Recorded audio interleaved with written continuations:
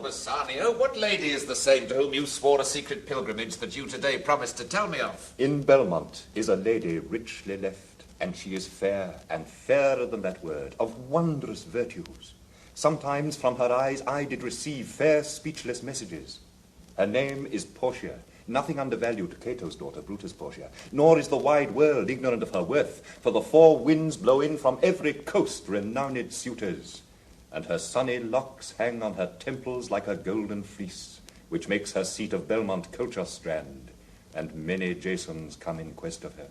Oh, my Antonio, had I but the means to hold a rival place with one of them, I have a mind presages me such thrift that I should questionless be fortunate. Thou know'st that all my fortunes are at sea, neither have I money nor commodity to raise a present sum. Therefore go forth, try what my credit can in Venice do. That shall be racked even to the uttermost to furnish thee to Belmont, to fair Portia.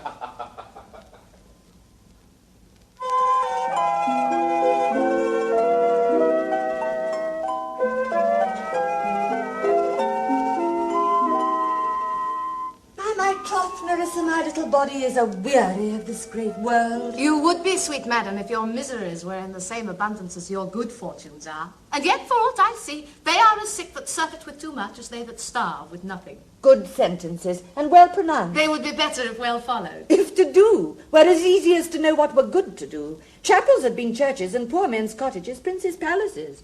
It is a good divine that follows his own instructions. I can easier teach 20 what were good to be done than be one of the 20 to follow mine own teaching. The brain may devise laws for the blood, but a hot temper leaps o'er a cold decree. Such a hare is madness the youth, to skip o'er the meshes of good counsel the cripple. But this reasoning is not in the fashion to choose me a husband. Oh, me, the word choose. I may neither choose whom I would, nor refuse whom I dislike. So is the will of a living daughter curbed by the will of a dead father. Is it not hard, Nerissa, that I may neither choose one nor refuse none? Your father was ever virtuous, and holy men at their death have good inspirations. Therefore the lottery that he have devised in these 3 chests of gold and silver and lead, whereof who chooses his meaning chooses you, will no doubt never be chosen by any rightly, but one who you shall rightly love. But what warmth is there in your affection towards any of these princely suitors that are already come? There is not one among them, but I dote on his very absence, and I pray God grant them a fair departure.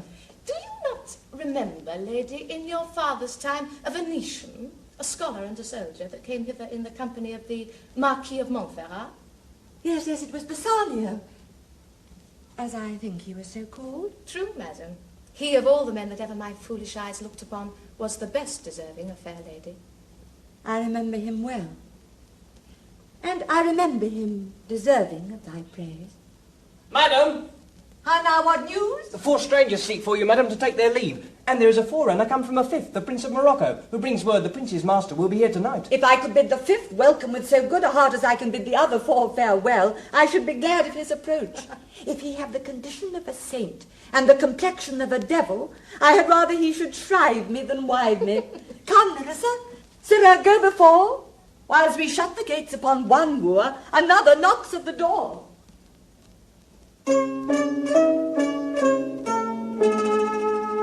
3,000 ducats. Well? Aye, sir, for 3 months. For 3 months. Well? For the which, as I told you, Antonio shall be bound. Antonio shall become bound. Well? May you state me? Will you pleasure me? Shall I know your answer? 3,000 ducats for 3 months. And Antonio bound. Your answer to that? Antonio is a good man. Have you heard any imputation to the contrary? Oh, no. My meaning in saying he is a good man is to have you understand me that he is sufficient. Yet his means are in supposition. He hath an argosy bound to Tripolis, another to the Indies. I understand, moreover, upon the Rialto he hath a 3rd at Mexico, a 4th for England, and other ventures he hath squandered abroad. But ships are but boards, sailors but men, there be land rats and water rats. Land thieves and water thieves, I mean pirates. Then there is the peril of waters, winds, and rocks. The man is notwithstanding sufficient. 3,000 ducats. I think I may take his bond. Be assured you may. I will be assured I may. That I may be assured I will bethink me. May I speak with Antonio? If it please you to dine with us. Who is he comes here? This is Signor Antonio. How like a fawning publican he looks. I hate him for he is a Christian. But more for that in low simplicity he lends out money gratis and brings down the rate of usance here with us in Venice.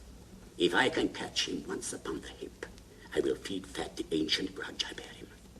He hates our sacred nation, and he rails even there where merchants most do congregate on me, my bargains, and my well-won thrift, which he calls interest.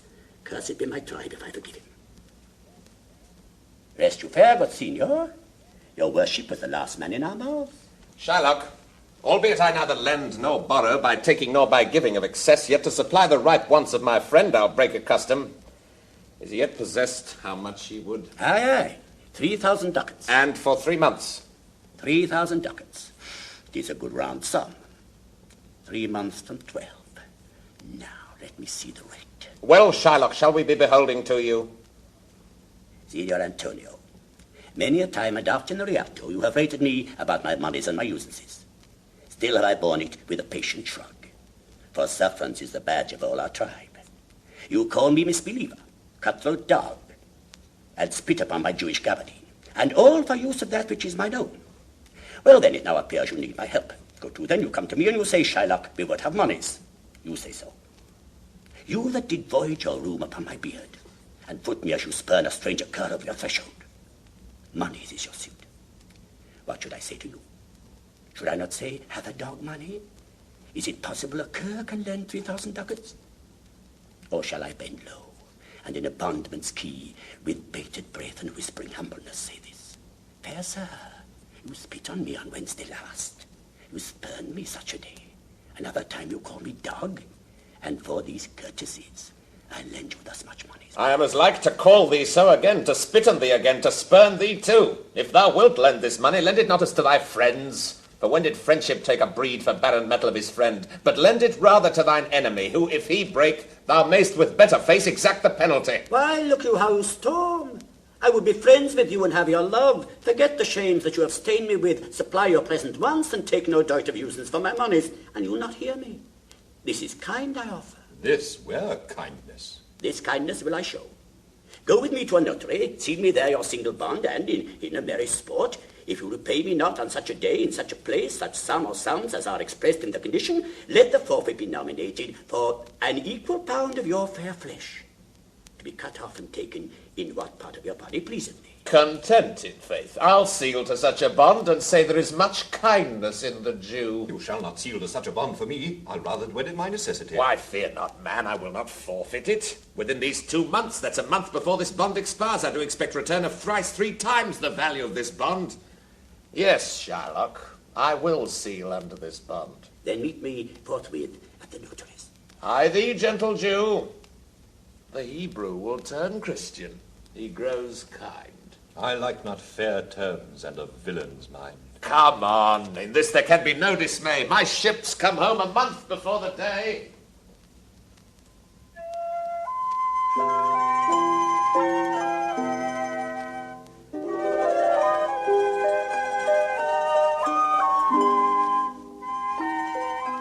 Go draw aside the curtains and discover the several caskets to this noble prince.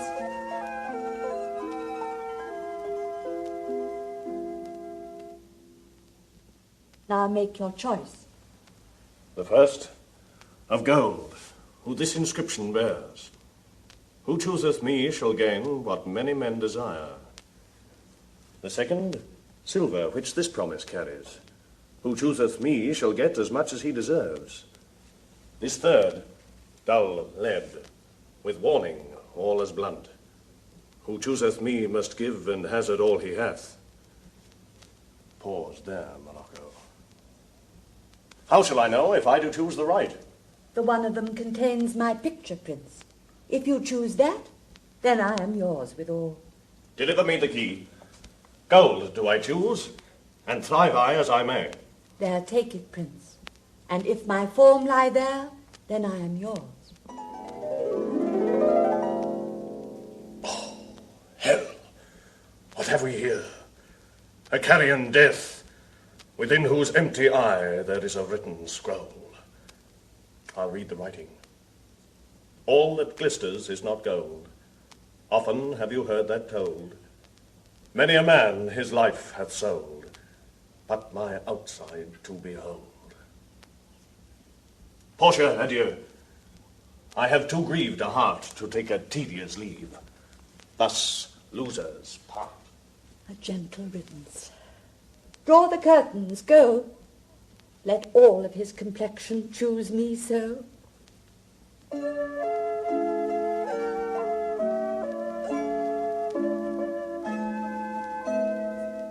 What, Jessica? Why, Jessica, I say. Call you? What is your will? I am bid forth to supper, Jessica. There are my keys.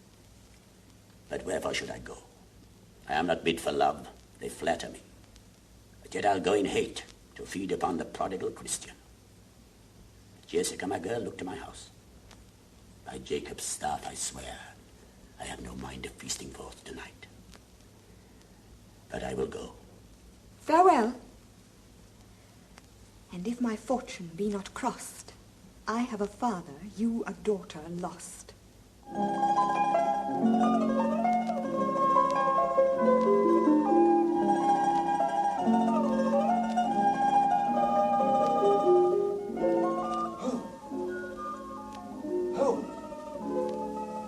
Who's within?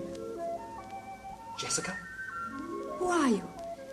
Tell me for more certainty, albeit I'll swear that I do know your tongue. Lorenzo, and thy love. Lorenzo, certain, and my love indeed, for who love I so much? And now who knows but you, Lorenzo, whether I am yours? Heaven and thy thoughts are witness that thou art. Here, catch this casket. It is worth the pains. I am glad 'tis night you do not look on me, for I am much ashamed of my exchange. But love is blind, and lovers cannot see the pretty follies that themselves commit. For if they could, Cupid himself would blush to see me thus transformed to a boy. Descend, for you must be my torchbearer. What?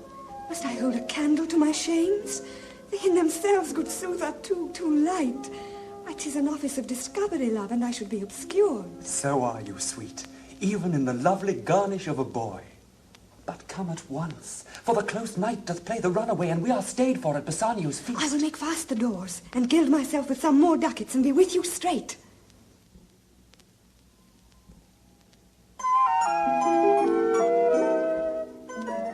Quick, I pray thee. Draw the curtains straight. The Prince of Arragon hath ta'en his oath and comes to his election presently.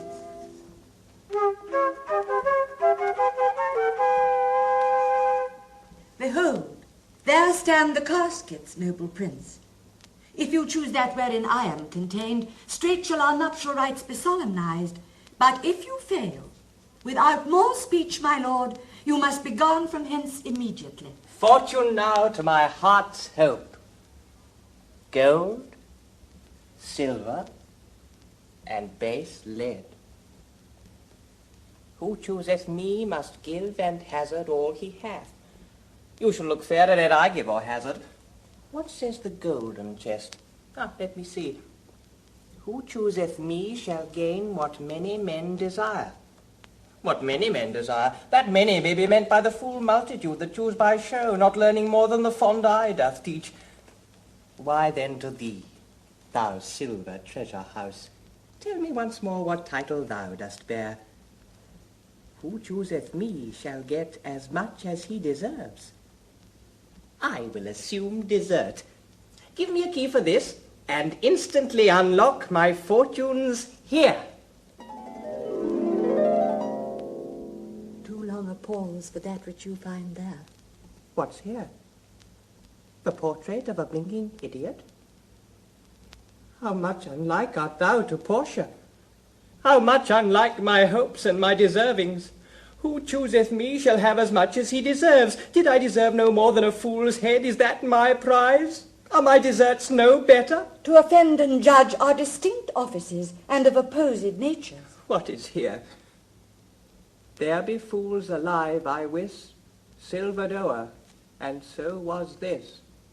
Take what wife you will to bed, I will ever be your head. So begone, you are sped.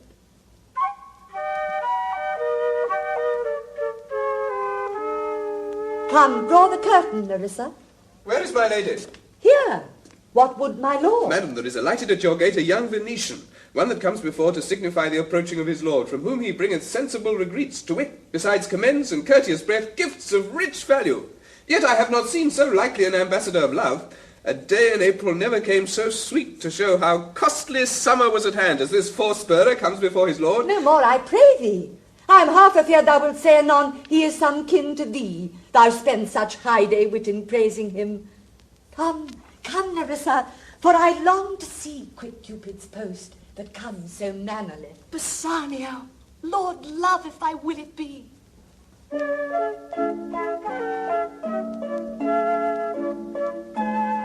How now, Shylock? What news among the merchants? You knew, none so well as you, of my daughter's flight. That's certain. I, for my part, knew the tailor that made the wings she flew withal. But tell us, do you hear whether Antonio have had any loss at sea or no? There I have another bad match, a bankrupt, a prodigal, who dare scarce show his face on the Rialto, a beggar that was used to come so smug upon the mart. Let him look to his bond. He was wont to call me usurer. Let him look to his bond. He was wont to lend money for a Christian courtesy. Let him look to his bond. Why, I am sure if he forfeit, thou wilt not take his flesh. What's that good for? To bait fish withal. If it will feed nothing else, it will feed my revenge. He hath disgraced me and hindered me 500,000, laughed at my losses, mocked at my gains, scorned my nation, thwarted my bargains, cooled my friends, heated mine enemies, and what's his reason? I am a Jew. Hath not a Jew eyes? Hath not a Jew hands, organs, dimensions, senses, affections, passions? Fed with the same food, hurt with the same weapons, subject to the same diseases, healed by the same means, warmed and cooled by the same winter and summer as a Christian is? If you prick us, do we not bleed? If you tickle us, do we not laugh? If you poison us, do we not die? And if you wrong us, shall we not revenge? If we are like you in the rest, we will resemble you in that. If a Jew wrong a Christian, what is his humility? Revenge. If a Christian wrong a Jew, what should his sufferance be by Christian example? Why, revenge. The villainy you teach me I will execute, and it shall go hard, but I will better the instruction.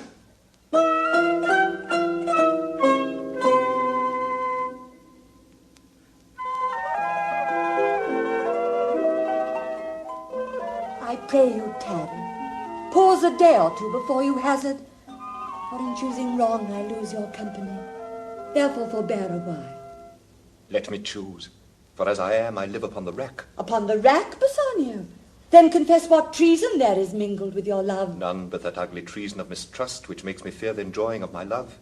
There may as well be amity and life tween snow and fire as treason and my love. Aye, but I fear you speak upon the rack, where men enforced do speak anything. Promise me life, and I'll confess the truth. Well then, confess and live. Confess and love had been the very sum of my confession. Oh, happy torment when my torturer doth teach me answers for deliverance. But let me to my fortune and the casket. Away then. I am locked in one of them. If you do love me, you will find me out. Nerissa and the rest, stand all aloof. Let music sound while he doth make his choice. Then if he lose, he makes a swan-like end, fading in music. Tell me where is fancy bred, or in the heart, or in the head, how begot, how nourished. Reply, it is engendered in the eyes with gazing fed, and fancy dies in the cradle when it lies. Let us soaring fancy's knell, I'll begin it, ding-dong bell, ding-dong bell. So may the outward shows be least themselves. The world is still deceived with ornament. In law, what plea so tainted and corrupt, but being seasoned with a gracious voice, obscures the show of evil? Therefore, thou gaudy gold, hard food for Midas, I will none of thee. nor none of thee, thou pale and common drudge tween man and man. But thou meagre lead, which rather threatens than does promise aught, thy plainness moves me more than eloquence, and here choose I. Joy be the consequence. What find I here? Fair Portia's counterfeit. What demigod hath come so near creation? Here's the scroll, the continent and summary of my fortune. You that choose not by the view, chance as fair and choose as true. Since this fortune falls to you, be content and seek no new. If you be well pleased with this, and hold your fortune for your bliss, turn you where your lady is, and claim her with a loving kiss.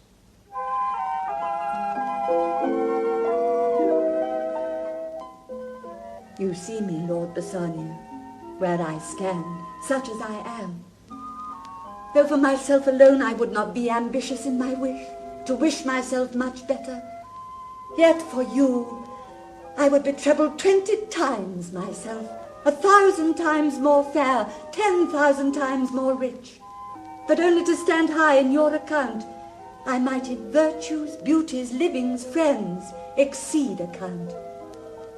But the full sum of me is sum of something which to term in gross is an unlessoned girl, unschooled, unpractised. Happy in this, she is not yet so old, but she may learn. Happier than this, she is not bred so dull, but she can learn. Happiest of all is that her gentle spirit commits itself to yours to be directed as from her lord, her governor, her king. Myself and what is mine to you and yours is now converted. But now I was the lord of this fair mansion, master of my servants, queen o'er myself, and even now but now, this house, these servants, and this same myself are yours, my lords. I give them with this ring, which when you part from, lose or give away, let it presage the ruin of your love and be my vantage to exclaim on you. When this ring parts from this finger, then parts life from hence. Oh, then be bold to say Bassanio's dead. My lord and lady, it is now our time that have stood by and seen our wishes prosper to cry good joy, my lord and lady. My lord Bassanio and my gentle lady, I wish you all the joy that you can wish, for I am sure you can wish none from me. And when your honours mean to solemnize the bargain of your faith, I do beseech you, even at that time, I may be married too. With all my heart, so thou canst get a wife. I thank your lordship, you have got me one. My eyes, my lord, can look as swift as yours. You saw the mistress, I beheld the maid. Is this true, Nerissa? Madam, it is. So you stand pleased with all. And do you, Gratiano, mean good faith? Yes, faith, my lord. Our feast shall be much honoured in your marriage. But who comes here? Lorenzo and his Jessica, what, and my old Venetian friend Salerio? Lorenzo and Salerio, welcome hither.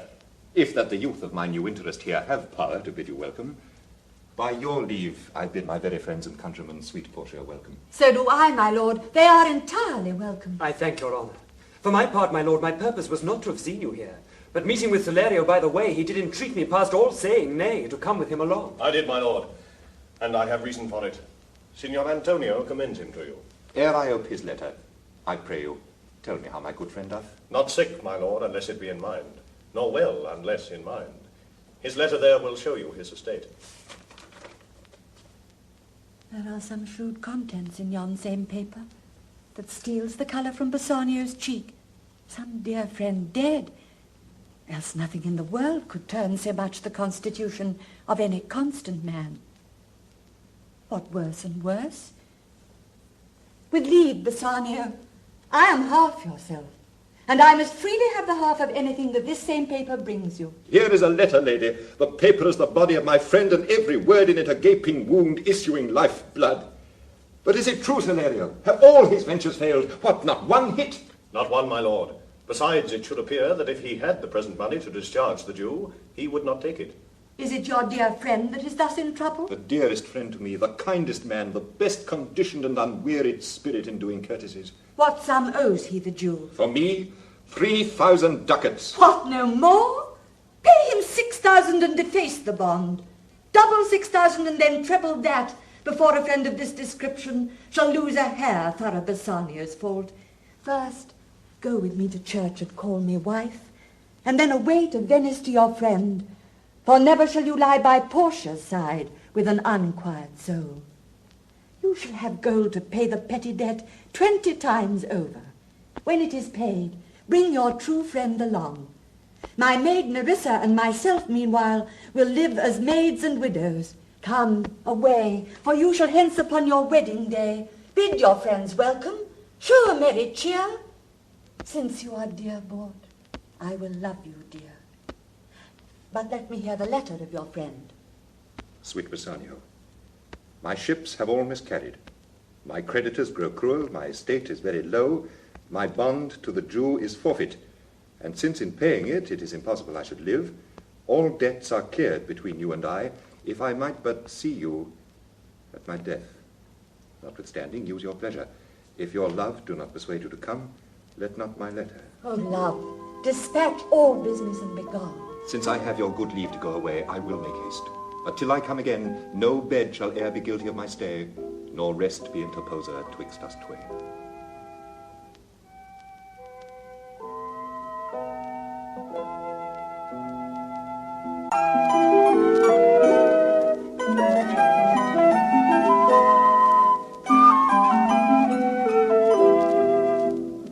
Stephano, as I have ever found thee honest true, so let me find thee still. Take this same letter, and use thou all the endeavour of a man in speed to Padua. See thou render it into my cousin's hand, Dr. Bellario. And look what notes and garments he doth give thee. Bring them, I pray thee, with imagined speed unto the Traniact, to the common ferry which trades to Venice. Madam, Waste no time in words, but get thee gone. I shall be there before thee. Madam, I'll go with all convenient speed. Come on, Nerissa. I have work in hand that you yet know not of. We'll see our husbands before they think of us. Shall they see us? They shall, Nerissa, but in such a habit that they shall think we are accomplished with that we lack. I'll lay thee any wager, when we are both accoutred like young men, I'll prove the prettier fellow of the two, and wear my dagger with a braver grace, and speak between the change of man and boy with a reed voice, and turn 2 mincing steps into a manly stride. Shall we turn to men? Fie, what a question's that, if thou wert near a lewd interpreter. But come, I'll tell thee all my whole device when we are in my coach which stays for us at the park gate, and therefore haste away, for we must measure 20 miles today.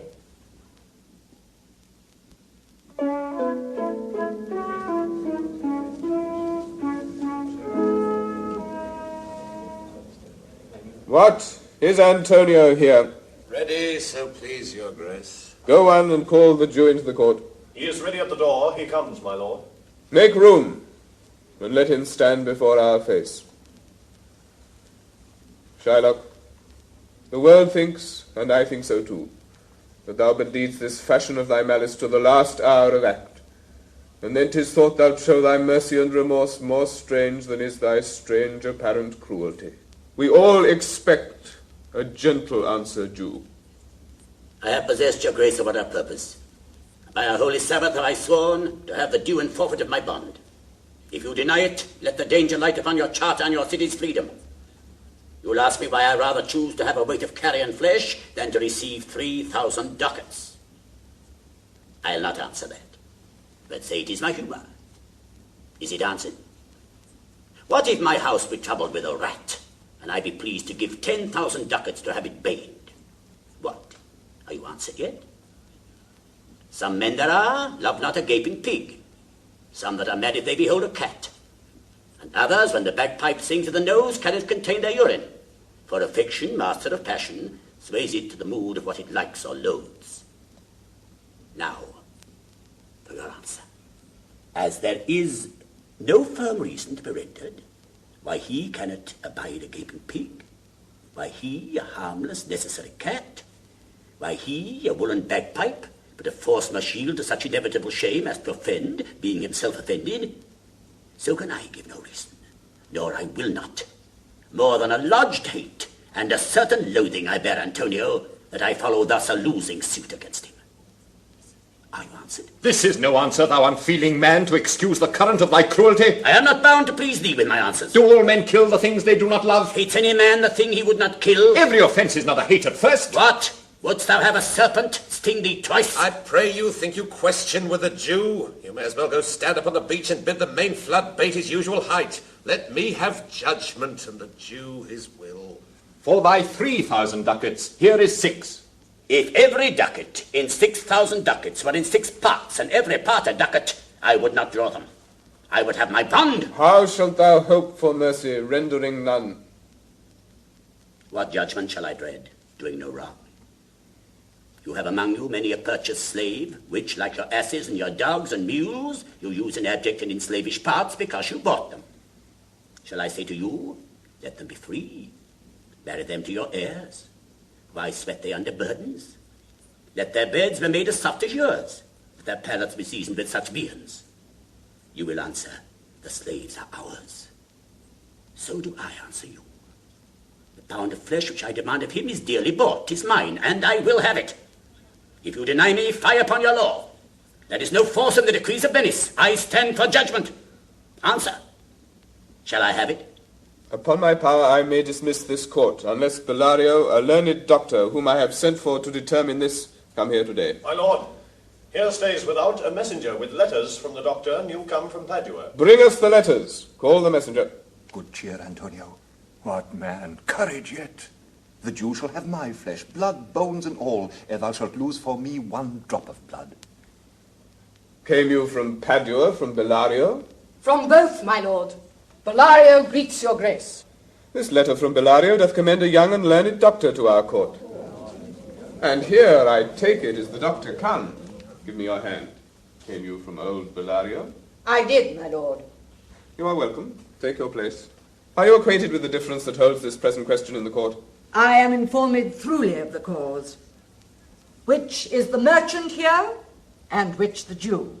Antonio and old Shylock both stand forth. Is your name Shylock? Shylock is my name. Of a strange nature is the suit you follow, yet in such rule that the Venetian law cannot impugn you as you do proceed.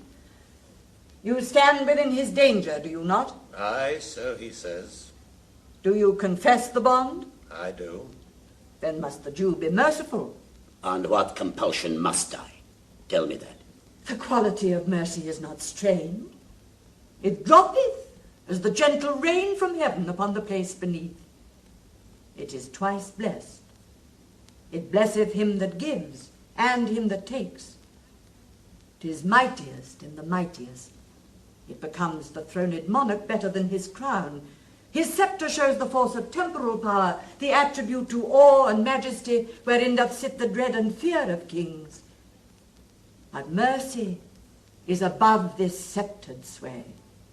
It is enthroned in the hearts of kings. It is an attribute to God himself. And earthly power doth then show likest gods, when mercy seasons justice.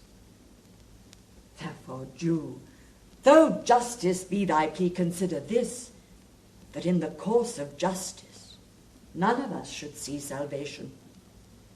We do pray for mercy, and that same prayer doth teach us all to render the deeds of mercy. I have spoke thus much to mitigate the justice of thy plea, which if thou follow, this strict court of Venice must needs give sentence against the merchant here. My deeds upon my head. I crave the law, the penalty and forfeit of my bond. Is he not able to discharge the money? Yes, here I tender it for him in the court, yea, twice the sum. If that will not suffice, I will be bound to pay it 10 times o'er on forfeit of my hands, my head, my heart. And I beseech you, rest once the law to your authority. To do a great right, do a little wrong, and curb this cruel devil of his will. It must not be. There is no power in Venice can alter a decree established. 'Twill be recorded for a precedent, and many an error by the same example will rush into the state. It cannot be. A Daniel come to judgment. Yea, a Daniel. O wise young judge, how I do honor thee. I pray you, let me look upon the bond. Here it is, most reverend doctor. Here it is.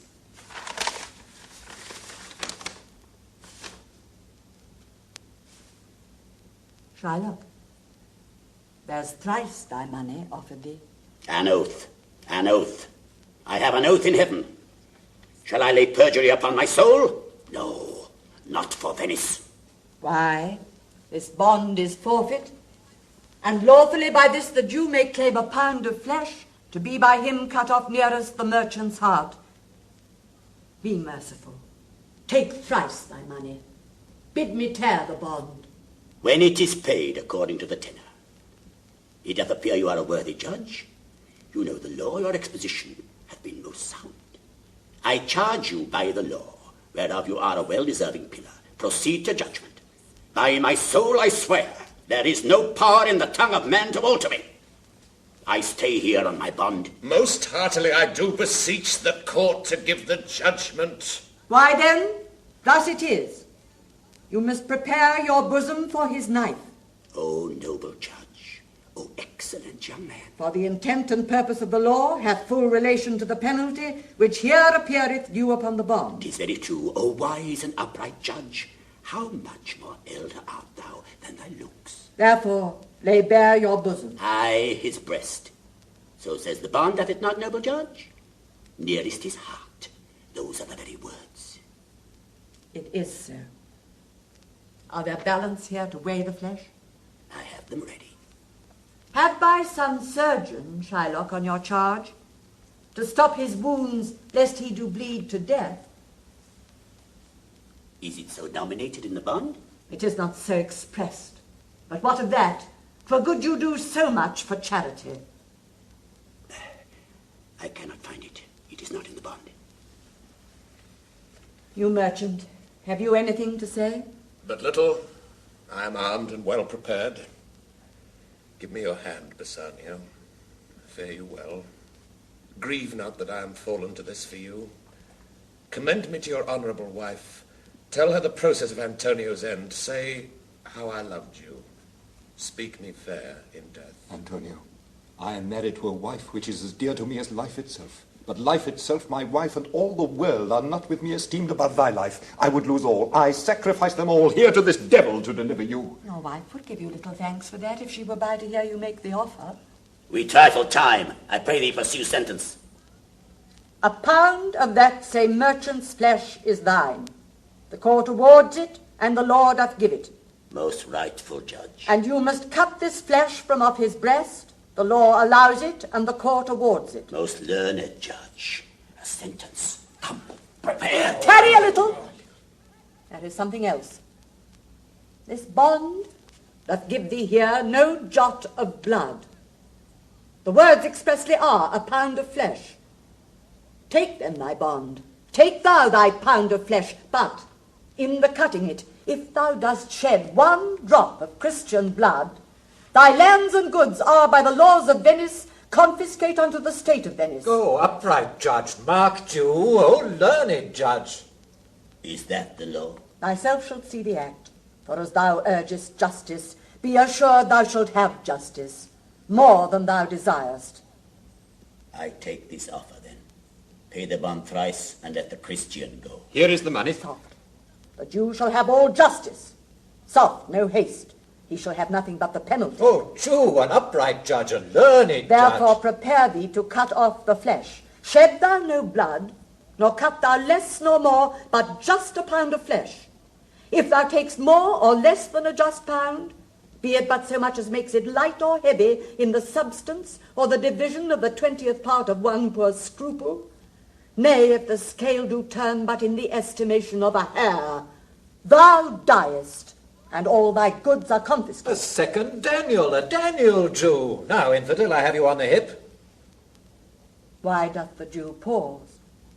Take thy forfeiture. Give me my principal, and let me go. I have it ready for thee. Here it is. He hath refused it in the open court. He shall have merely justice and his bond. A Daniel still, I say, a second Daniel. I thank thee, Jew, for teaching me that word. Shall I not have bail in my principal? Thou shalt have nothing but the forfeiture, to be so taken at thy peril, Jew. Why then the devil give him good of it? I'll stay no longer Christian. Carried you. The law hath yet another hold on you. It is enacted in the laws of Venice.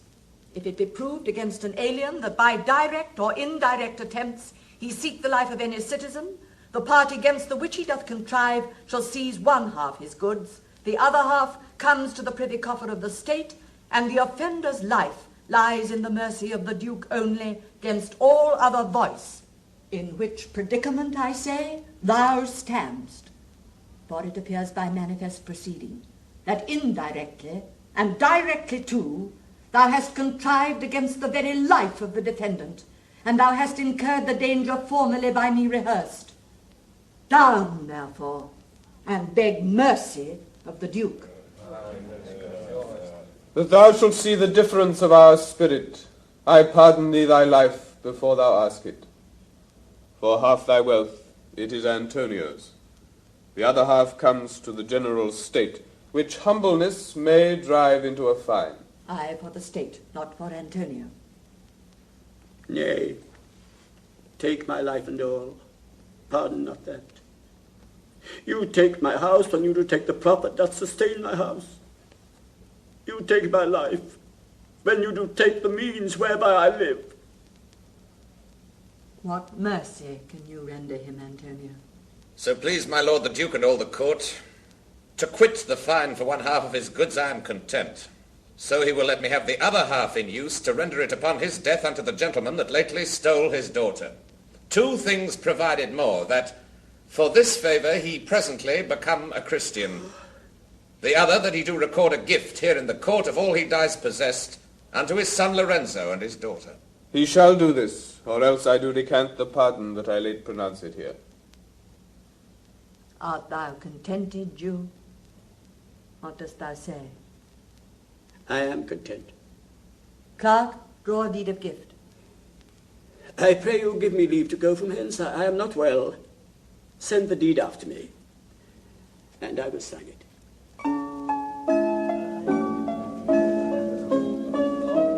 Get thee gone, but do it. Sir, I entreat you home with me to dinner. I humbly do desire your grace of pardon. I must away this night toward Padua, and it is meet I presently set forth. I am sorry that your leisure serves you not.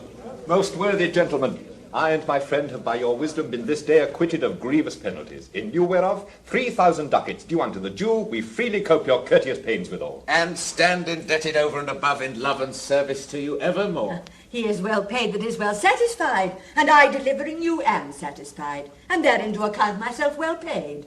My mind was never yet more mercenary. I pray you, know me when we meet again. I wish you well, and so I take my leave. Dear sir, of course I must attempt you further. Take some remembrance of us as a tribute, not as fee. Grant me 2 things, I pray you, not to deny me and to pardon me. You press me far, and therefore I will yield. Give me your gloves. I'll wear them for your sake. And for your love, I'll take this ring from you. Do not draw back your hand. I'll take no more. And you in love shall not deny me this. This ring, good sir? Oh, alas, it is a trifle. I will not shame myself to give you this. I will have nothing else but only this. And now methinks I have a mind to it. There's more depends on this than on the value. The dearest ring in Venice will I give you, and find it out by proclamation. Only for this I pray your pardon. I see, sir, you are liberal in offers. You taught me first to beg, and now methinks you teach me how a beggar should be answered. Good sir, this ring was given me by my wife, and when she put it on, she made me vow that I should neither sell nor give nor lose it. That skill serves many men to keep their gifts, and if your wife be not a mad woman, and know how well I have deserved the ring, she would not hold out enemy forever for giving it to me. Well, peace be with you. My lord Bassanio, let him have the ring. Let his deservings and my love withal be valued against your wife's commandment. Go, Gratiano, run and overtake him. Give him the ring, and bring him, if thou canst, unto Antonio's house. Away, make haste! Come, you and I will thither presently, and in the morning early will we both fly toward Belmont. Come, Antonio.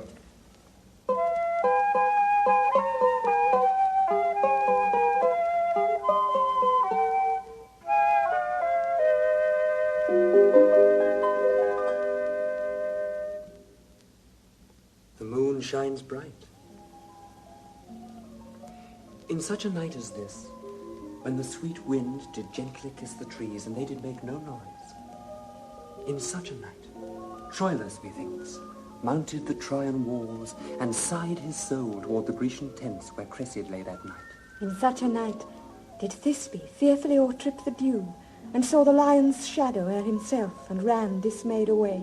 In such a night stood Dido with a willow in her hand, upon the wild sea banks, and wafted her love to come again to Carthage. In such a night Medea gathered the enchanted herbs that did renew old Aeson. In such a night did Jessica steal from the wealthy Jew, and with an unthrift love did run from Venice as far as Belmont. In such a night did young Lorenzo swear he loved her well, stealing her soul with many vows of faith, and ne'er a true one. Oh, in such a night did pretty Jessica, like a little shrew, slander her love.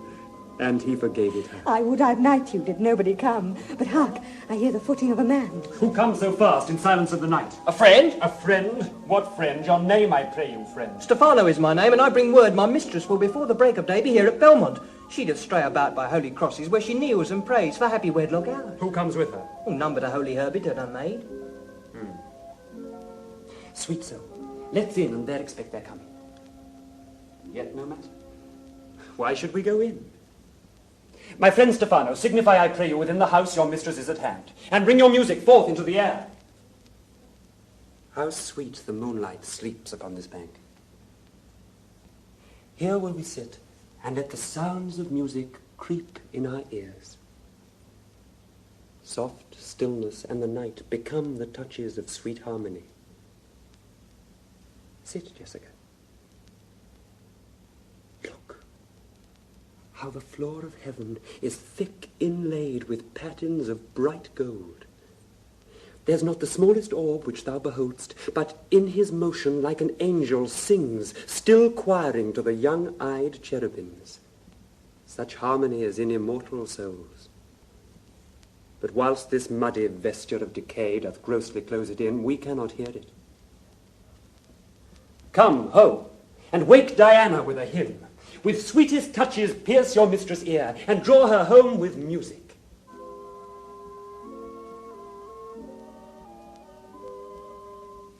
That light we see is burning in my hall.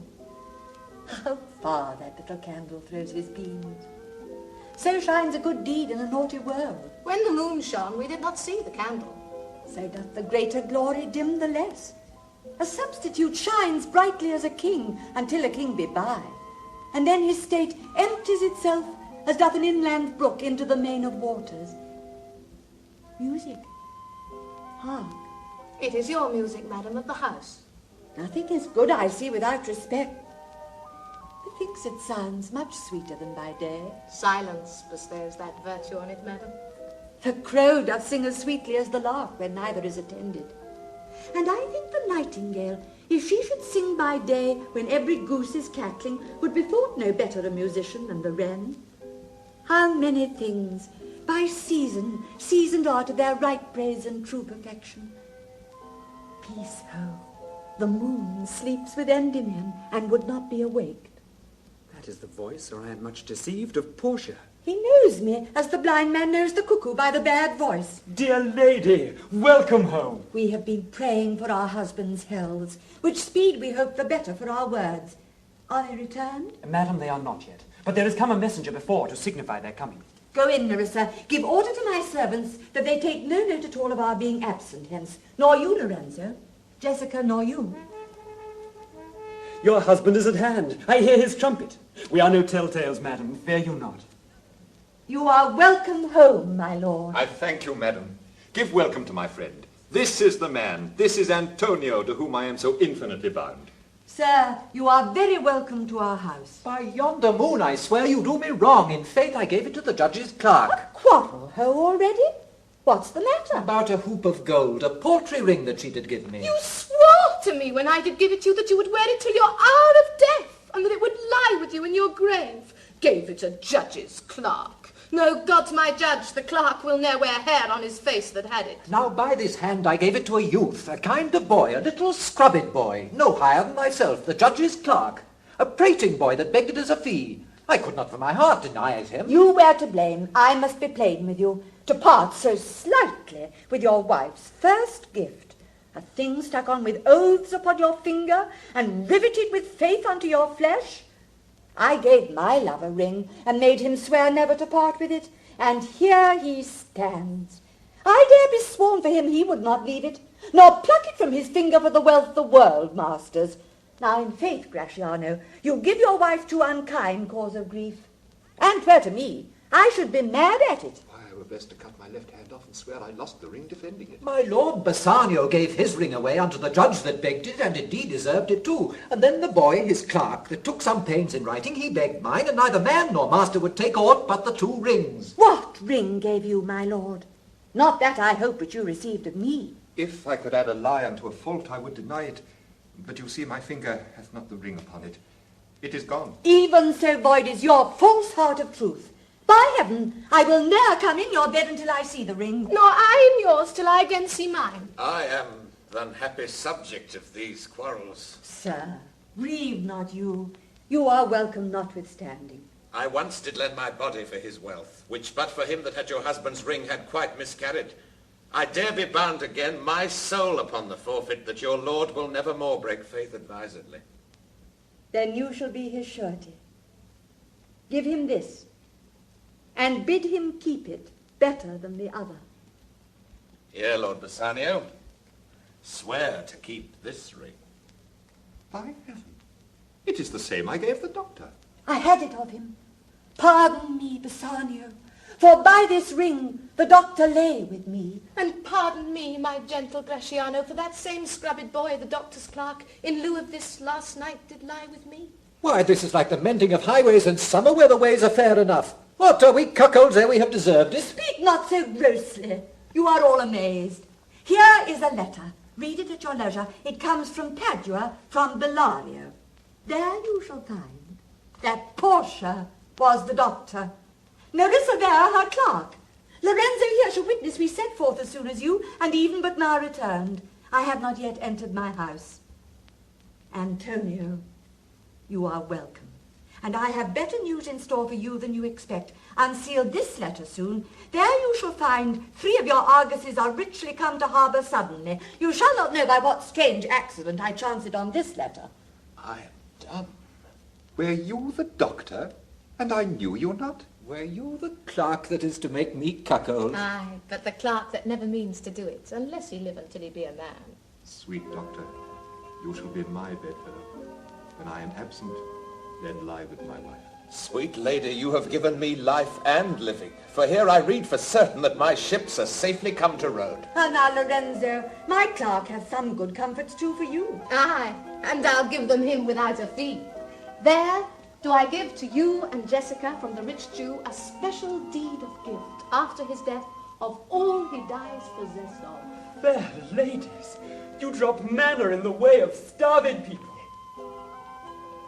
It is almost morning. And yet I am sure you are not satisfied of these events at full. Let us go in, and charge us thereupon interrogatories, and we will answer all things faithfully.